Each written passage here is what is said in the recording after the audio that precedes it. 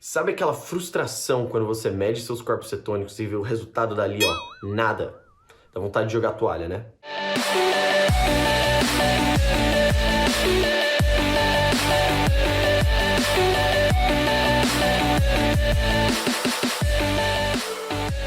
Muito bem-vindo a Sete Saudável, eu sou o Rodolfo, aqui a gente fala sobre ciência e hoje eu vou pedir mais uma vez, por favor, que isso é tudo que eu preciso é que você clique nesse sininho de notificação se você já for inscrito e se não for, clica ali também, porque esse sininho de notificação vai me ajudar mais do que você imagina que possa me ajudar. Beleza? Se você mede a sua glicose, mede os seus corpos cetônicos, deixa no comentário aqui. Vamos entender o seguinte: o número de corpos cetônicos circulando na sua corrente sanguínea não quer dizer que as coisas estão certas ou erradas.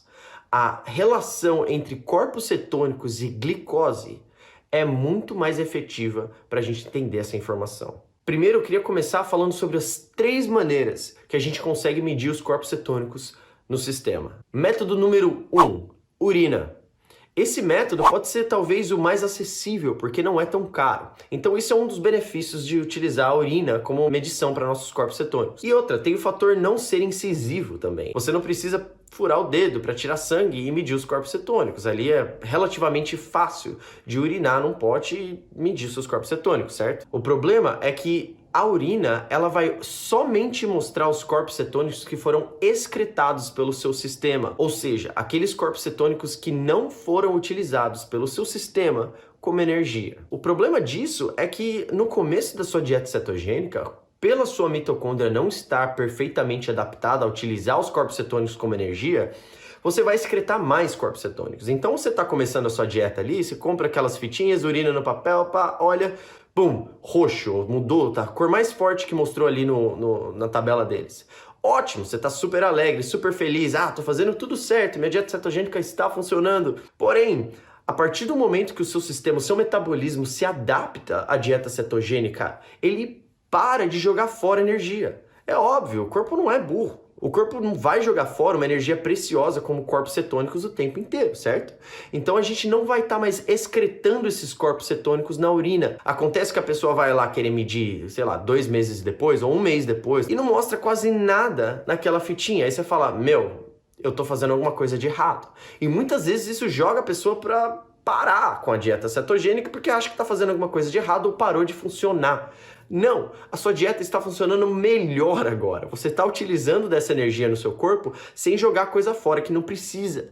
Então é muito importante que você saiba que a urina só vai medir os corpos cetônicos que você está excretando sem uso. Se você não está mais conseguindo medir e nada mudou na sua dieta, é porque muito provavelmente você está utilizando esses corpos cetônicos de maneira eficaz. O segundo método da gente medir corpos cetônicos é sopro. Sim, aqueles medidores de sopro, tipo bafômetro, sabe? O que é muito bom por não ser incisivo e ser super prático de fazer. Só com um problema, que é um problema relativamente grave. O sopro, esse bafômetro para corpos cetônicos, ele vai medir um subproduto dos corpos cetônicos. Pela falta de um melhor termo para explicar, ele é simplesmente um ácido acetoacético se autodestruindo. Então não é a melhor forma, a forma mais limpa de medir os seus corpos cetônicos, de ter uma informação mais precisa. Porém, é viável. Se você achou um bafômetro de corpos cetônicos para poder utilizar que seja confiável, você vai conseguir alguma informação ali, mas não é uma informação muito precisa e eu preferiria não utilizar desse tipo de método porque ele não é tão eficaz quanto a urina e quanto o próximo, que na minha opinião é o mais eficaz. Método número 3, aquela picada no dedo. Medir através do sangue. Quando se trata do sangue, é a maneira mais eficaz de se medir, porque a gente está medindo os corpos cetônicos ativos na sua circulação. E esse tipo de corpo cetônico é o que a gente vai medir, é o que a gente realmente está utilizando no nosso corpo. Então não há maneira mais eficaz do que essa furadinha no dedo. Eu sei que é chato. Eu sou diabético tipo 1, então isso faz parte da minha vida há anos. Eu meço minha glicose o tempo inteiro. Mas, para quem não gosta desse tipo de furação de dedo, eu sei que é um pouco chato.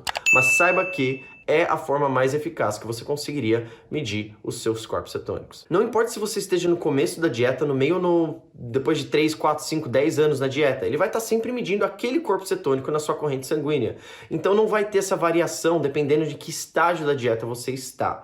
Ele vai estar sempre mantendo o padrão, porque ele vai estar sempre medindo beta-hidroxibutirato, que é o corpo cetônico que a gente quer medir. Agora, antes da gente terminar esse vídeo, eu vou falar sobre um índice que é estudado demais, que é mais eficiente do que você medir simplesmente os seus corpos cetônicos, que é o índice GKR, que no português é o índice glicose-cetona. Veja da seguinte maneira: o que tiver mais abundância no nosso corpo, o nosso metabolismo vai utilizar.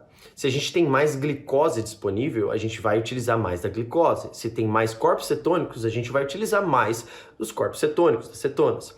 A questão é, esse índice de glicose e corpo cetônico, ele mede a relação entre os dois.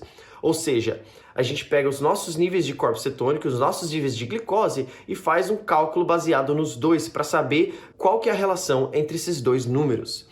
Daí a gente consegue saber se a gente está em cetose ou não com muito mais eficácia. Como que a gente calcula esse índice? Você pega a sua glicose, vamos supor que sua glicose está 90 miligramas por decilitro agora. E você vai dividir essa glicose de 90 pelos seus números de corpos cetônicos. Vamos supor que seus corpos cetônicos sejam 2 milimols por decilitro. Se você pega 90 dividido por 2, isso dá 45. 45 é o seu índice de glicose cetonas. Vamos falar um pouquinho mais sobre esse índice para você entender o que ele significa perfeitamente.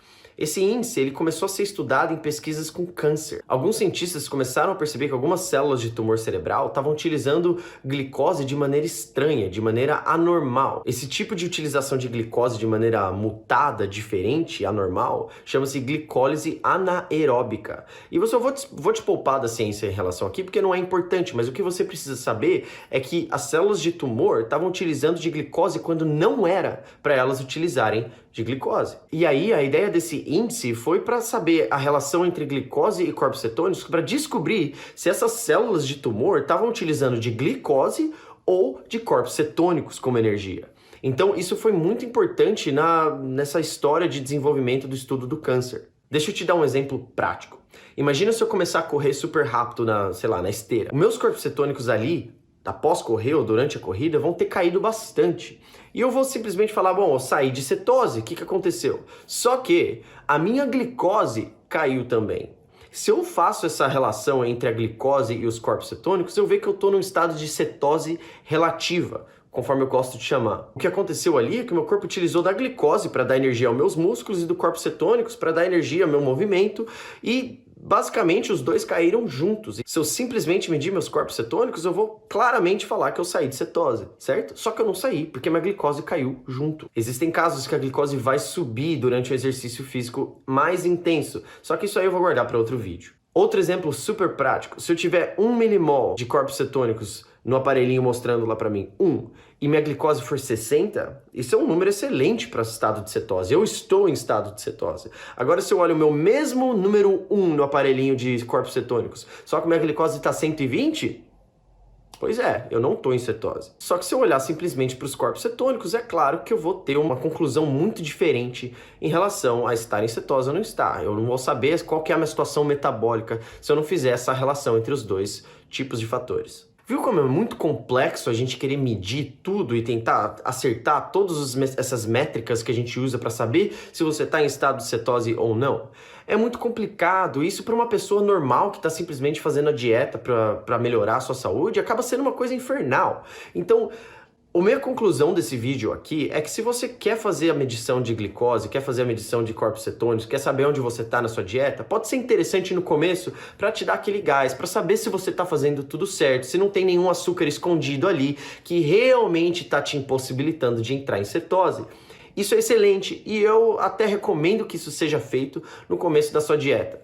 Mas se você já tem um pouco de experiência com low carb, você já sabe mais ou menos o que você pode comer e o que você não pode. Se você já é um pouco mais veterano no assunto, não há necessidade nenhuma. Isoladamente os corpos cetônicos, você não vai ter uma informação precisa do que está acontecendo metabolicamente no seu corpo. E acaba sendo dinheiro jogado fora e acaba sendo também tempo e estresse. Na minha opinião, o que eu queria deixar nesse vídeo aqui, apesar de explicar as medições de corpos cetônicos, apesar de falar dos aparelhos, é que existem contextos em que o uso desses aparelhos vai ser benéfico. E existem contextos que acaba sendo um pouquinho mais do que é necessário, ou até muito mais do que é necessário. E informações que talvez não sejam tão precisas como você acha que sejam. Então é isso aí. E se você faz essa medição de glicose ou corpos cetônicos, posta aqui embaixo. Mostra o seu índice GKR para saber onde é que você tá, beleza? E é isso aí. Até a próxima.